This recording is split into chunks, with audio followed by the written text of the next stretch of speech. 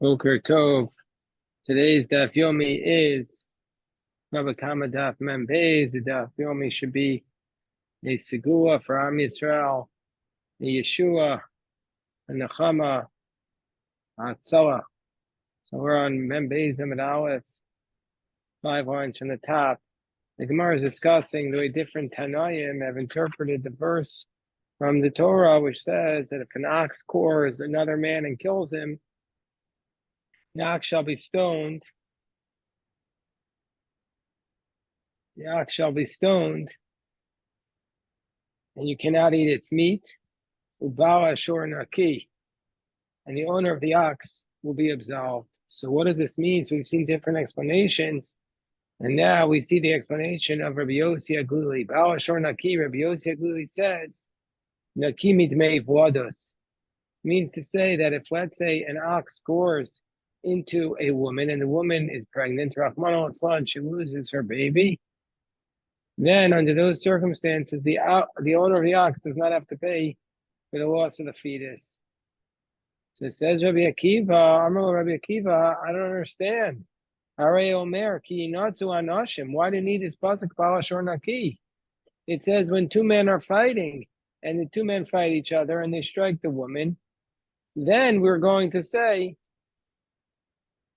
then there is this obligation to pay for the fetus. Doesn't that mean anashim meant specifically v'lo shvarim? Of course, we would know from there that oxen don't pay. Why do you need a pasuk, Rabbi Yossi Aglili, to tell us that the owner of the ox doesn't pay for the fetus? Shapir Kamma Rabbi Akiva. Rabbi Akiva was saying good. So how would Rabbi Yossi Aglili have responded to this? So Gemara says, what would Rabbi Yossi Aglili say? Amar Ravua Braid Ravidi. It's true. Rabbi Yossi Aglili would say we still need the pasuk. Because he might have thought that I'd say anashim v'lo shvarim adomim anashim. He might have thought to say that what's the pasuk saying? Men are liable if they knock out the fetus, but not oxen that are similar to men. Ma'anashim muadim, ashvar muadim. I might have thought that just like men are muad, also oxen that are muadin, that are muad, they don't pay for the damages of the fetus. Hatam mechayev, but I would have thought that a tam is responsible to pay. Comes along with Rabbi Yossi Aglili to say a tam is not responsible to pay. Gemara says that does not make any sense. Because of Achmar Baal Shor Naki to Potter, it doesn't make any sense, says Rava. Amar Rava Yitziva Ba'ara. You're putting the citizen on the land, V'giura, Bishmei Shemaya, and the foreigner in heaven, meaning it's an upside down world. The citizen should be in heaven. And this is an expression that we've already had twice in Shas that says the muad is the one, meaning to say that we're saying here that just like you might have thought that the tam is going to be liable because the muad is pater. What? If the muad is pater, then for sure the tam will be pater. So your logic doesn't make sense. So therefore, the Gemara says, Ela Marava Itztrich. Now, why do we need Rabbi Yossi Aglili to tell us that the owner of the ox does not pay for the damages to the fetus? Because Salkadai Techamina, you might have thought Anashim, people are liable if they strike the fetus. V'lo shvarim hadomim la'anashim, but not oxen that are similar to people. Ma'anashim muadin, just like people are muad, ashvar muadin. So I might have thought that oxen are going to be exempt, that if they're muad, the kavachomer with tam and depatri.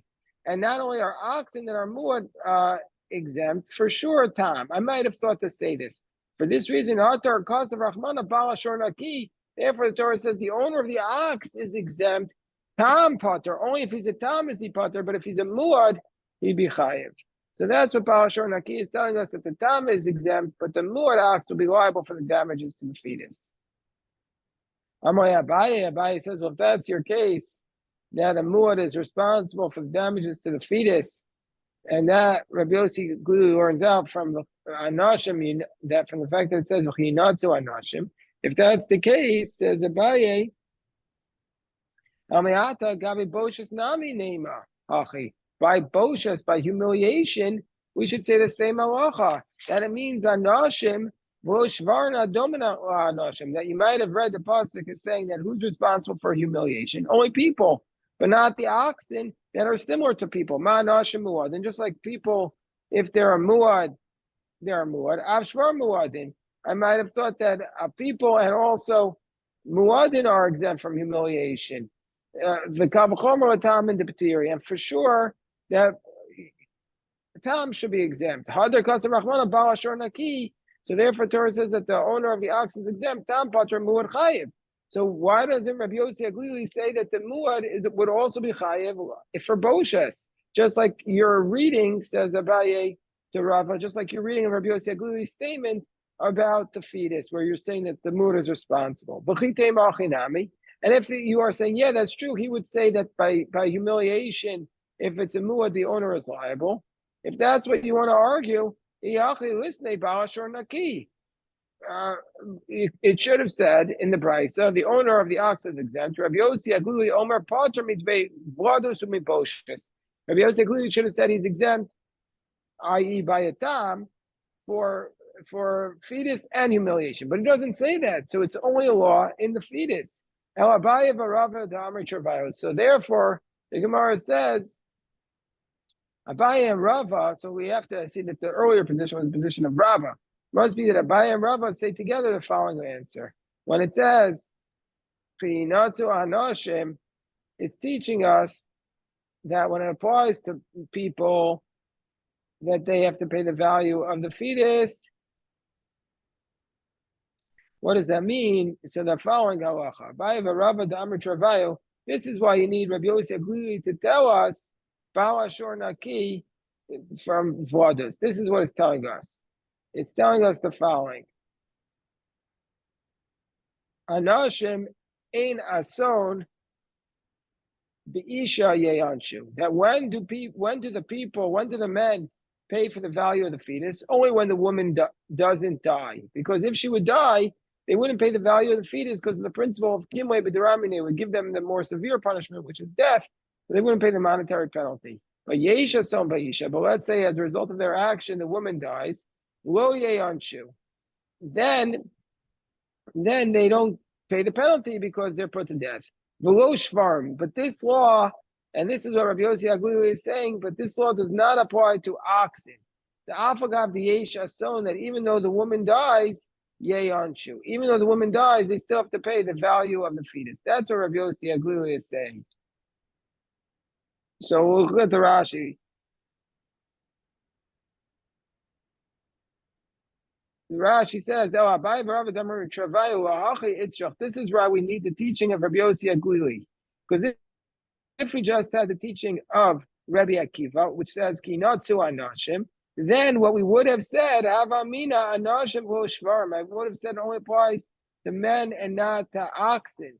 So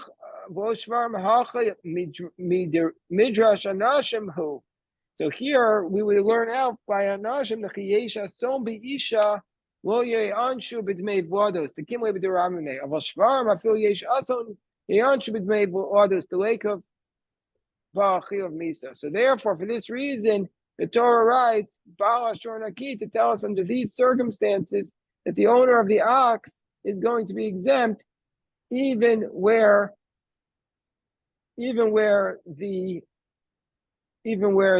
woman dies, the owner of the ox will be exempt. Because we would have thought, if we just had a teaching of the pasuk of Anashim, we would have thought that the owner of the ox pays where we would have thought that the owner of the ox is going to pay under those circumstances. So we'll read this pasuk again. Abaye v'Rava d'Amri Travayu as follows. They said, if we would just have the pasuk of Ki Natsu Anashim, if we just had this pasuk of where the two men are fighting, then I would have thought the halacha is that when did the people pay? Anashim ein ba'ason. That when do the people pay? Only when there's no death. That's when people pay. B'isha ein ason b'isha yeyanshu. But yesh ason b'isha lo yeyanshu. But when the woman dies, they don't pay. V'lo shvarim. And that's where the pasuk is excluding the oxen. The afagav yesh ason by oxen, even though she dies, yeyanshu. Even though she dies, they pay the money. So therefore, hadar kostav rachmana. So therefore, the Torah says, Bal Ashar Naki, that the owner of the ox is exempt to potter, that the owner of ox is exempt from paying for the value of the fetus, even in all circumstances, even where the woman dies, the owner of the ox doesn't pay under those circumstances. So, Maske for Ravada Barava Atu Ba'ason Talyam Milsa. Do you think that that by an ox it relates to whether or not the woman dies? Bikavana Talyam Milsa. It doesn't relate at all to whether the woman dies. The whole thing relates to the intent of the one who strikes the blow. Meaning to say, Rashi says, even if the woman dies, he'll be punished if he had intended to strike the other person. Because Rav Ada holds like Rabbi Shimon, who says that let's say Reuven intends to kill Shimon and he ends up killing the other one, he's going to be exempt from death and liable for money. And so therefore, you can't say here that that the principle of Kimle B'Deramine would have applied because he didn't intend to kill the woman. So of course he's going to be responsible for the monetary payment. So therefore, Rav Ada Barava says, if the two men are intending to strike each other, even though the woman dies, then they're going to have to pay the penalty. But if they intended to strike the woman and then they kill the fetus, then they're not going to pay the penalty because there was the intent to kill the woman, and so therefore you apply the principle of Kimle B'Derabbi Minei. Below Shvarim, but not by oxen. But by the oxen, even if the ox intended to kill you might have thought by the ox that even if intended to kill the woman herself, they would pay the penalty for the fetus. So the pasuk tells us that specifically that the owner of the ox is exempt from paying for the fetus. And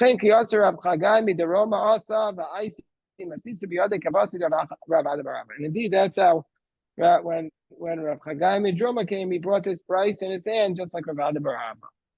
Now the Gemara says, next part of the daf, part 2. Tanya Idach, price, it says, Bala Shor Naki. Another attempt, what do we do with this pasuk of Bala Shor Naki? So before we had Rabbi Yossi Aglili, Rabbi Akiva challenged it. So now Rabbi Akiva gives his own reading of what is we do with the pasuk Bala Shor Naki.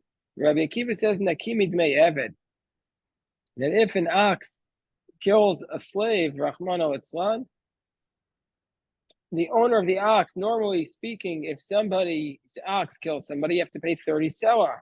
But under this case, you don't have to pay the value of this, you don't have to pay this 30 selah penalty. The name of Rabbi Akiva and Avshe, so the Gemara says, wait 1 second. We're on top of Membeis and Membeis. When Rabbi Eliezer had taught earlier back on Mem Aleph on Membeis, Rabbi Eliezer had said, Naki michatzi kofer, that if a Tom kills somebody, not only does he not pay ransom, he's exempt from the half ransom penalty, because he could argue, where are you going to take the money? Take it from my ox. My ox is being put to death. So why doesn't Rabbi Akiva say the same answer here? The essence of the ox is only going to be paid from the goof of the ox. Well, if that's the case, of course I don't have to pay.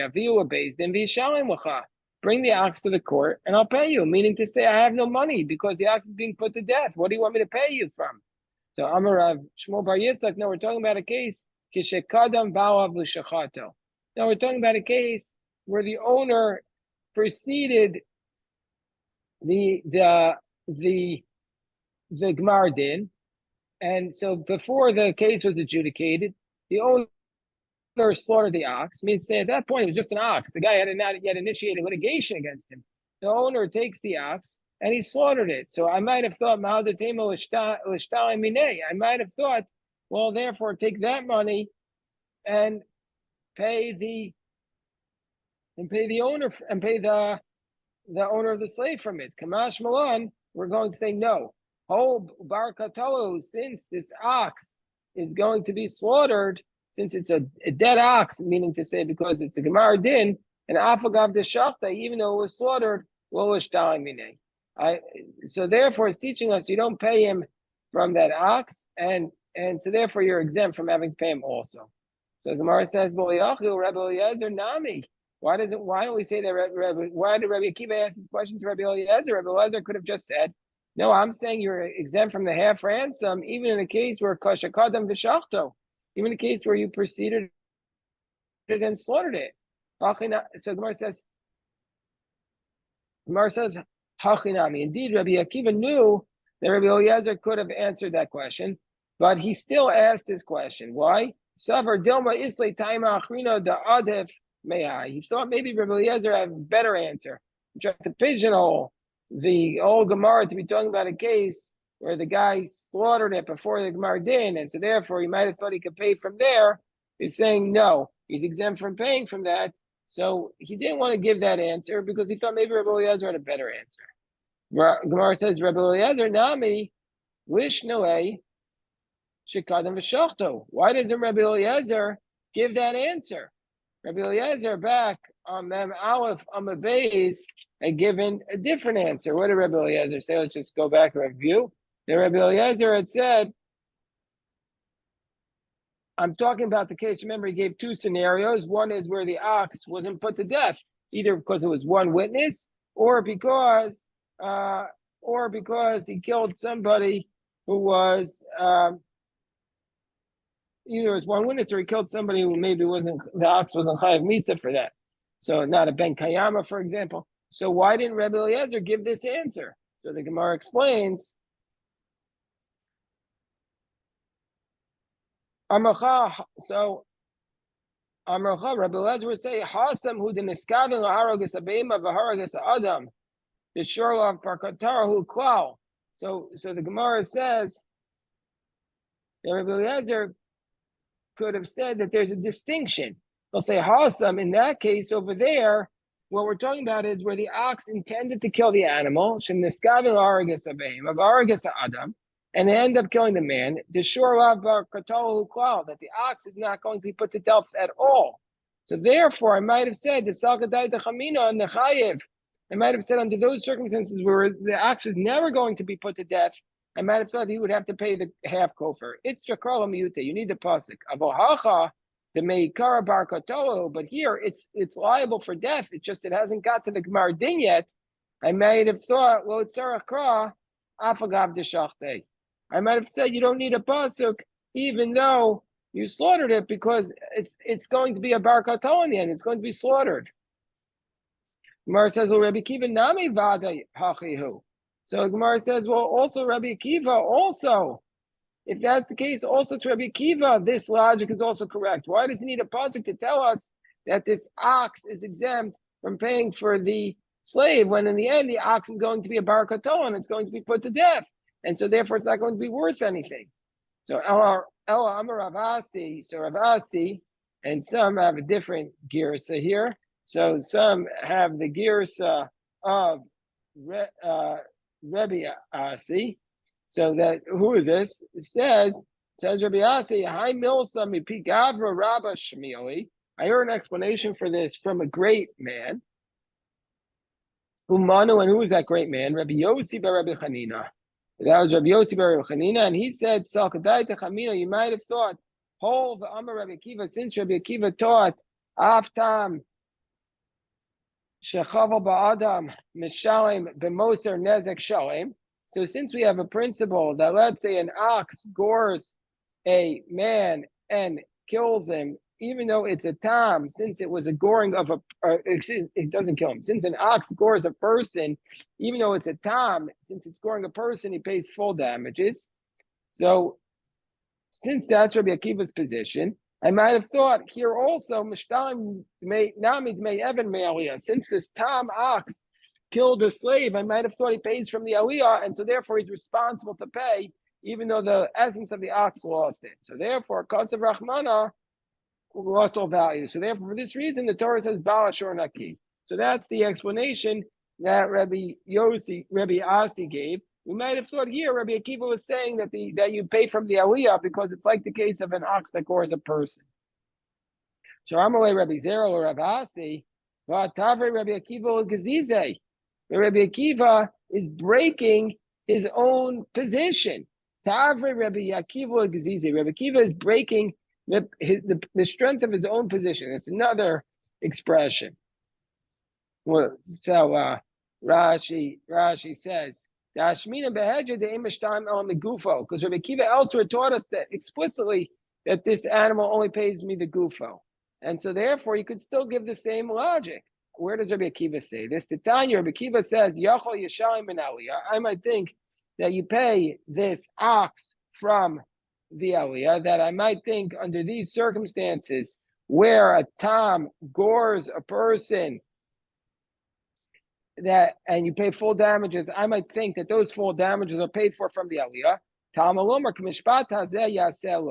It says in the pasuk that kimishpat hazeh yaselo migufo mishalim ve'eno mishalim min Aliyah, that if the ox scores a person, even though it's a tam, and pays full damages according to Rabbi Akiva, nevertheless it pays the damages migufo. So why in this case would you have thought Rabbi Akiva says that the penalty for the tam that kills a slave is from the Aliyah? Ela marava itzrich. So why does Rabbi Akiva need to teach us this teaching that you're exempt from paying the value of the slave? If it was a tam that gores a slave and kills it. So he says the following. Says Rava, itzrich. Salkadai tachamina. I might have thought, I might have thought that a slave with respect to a muad is more severe than a ben chorin in certain areas. How so? Than a regular Jew or regular person. Ben chorin yafasela nosin sela shloshim nosin shloshim. That when it comes to the penalty that you pay for a regular person, it depends upon the value. Sometimes it could be much less than 30 if the person is only worth one selah. But the slave will sometimes be worth more. The slave, you always have a fixed penalty of 30. So therefore, I might have thought, since the slave is to a certain degree stricter than the ben chorin, I might have thought that the value of the slave is also paid from the aliyah, nami gufo. So therefore, cause of Rahmana Bala Shornaki. So therefore, the Torah tells us that you don't pay for the value of the slave. You don't pay the 30 selah penalty if a tam is the one that kills the slave. And Tanya Kavasi de Rava. And indeed, we have a brayso that supports Rava. That we need the pasuk to teach us this, because we might have thought that the slave is paid for from the aliyah because the slave is stricter than a ben chorin. Tanya Kavase de Rava. Baal Ashor Naki. Rabbi Akiva says Naki mitmei eved. Rabbi Akiva says you don't pay the value, the penalty for the slave if the ox kills the slave. If it's a tam. Valodinu. Isn't it logical to say, oh v'chayev be'eved v'chayev ben chorin, since you're liable, since the ox is going to be liable to pay by a slave 30 selah, and by a ben chorin, by a free person, the slave has to pay the value. Just like what by a ben chorin, there's a distinction between a tam and a muad, that by a tam you pay from the gufo. The time you pay from the gufo and by the muad you pay from the aliyah. Meaning to say, that just like there's a distinction between a nam and muad, that the tam is exempt from the kofer and the muad is chayiv. V'od, and furthermore, kal v'chomer, that the logical argument, ma ben chorin shenosein kol shivayo, just like a ben chorin, we would say that when he pays the kofer, he pays his full value. You draw a distinction between a tam and a muad. Evan she'eno nosin ela shloshim eno din. For sure, shouldn't it be the case? For sure, by a slave, we should draw the distinction between a tam and a muad, and we'll say that the tam doesn't have to pay the shloshim, and that's exempt. That's the kav chomer. So Rabbi Akiva says, "Lo, Machmarini be'eved yoser ben chor. No, in certain degrees, an eved is more strict than the ben chor. And ben chor and yafasel. This is exactly like Rava said. Ben chor yafasel notein sel. Shloshim notein shloshim. Be'eved yafasel notein shloshim. Yachol yichayv. I might think that the ox at the time should pay the 30 sel. Tamalomer. Balashor naki naki midmei eved. So we see that. Excuse me, does not pay the value of the eved. Excuse me. So the Gemara, we're in the bottom of Mem Beis, Amud Beis. The Gemara says the following: Tanu Rabbanan. So we're at the two dots here on the bottom, around maybe 10 lines on the bottom on 42b. We go on a few more minutes, but we'll stop the recording here.